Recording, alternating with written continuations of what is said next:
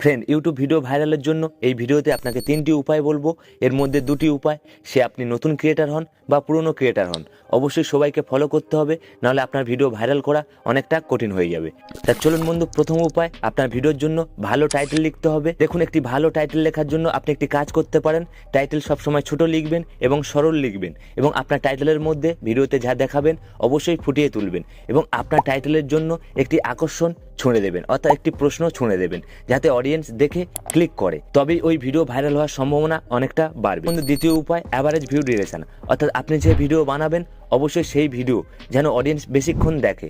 বন্ধু মনে রাখবেন, আপনি যদি 1 মিনিটের ভিডিও বানান, অবশ্যই অডিয়েন্স যেন ওই ভিডিও 40 সেকেন্ডের উপরে দেখে, তাহলে ওই ভিডিও ভাইরাল হওয়ার সম্ভাবনা অনেকটা বাড়বে। এবার আপনাকে 3 নম্বর উপায় দেখাবো। প্রথমে আপনি ওয়াইটি স্টুডিও ওপেন করে নিন।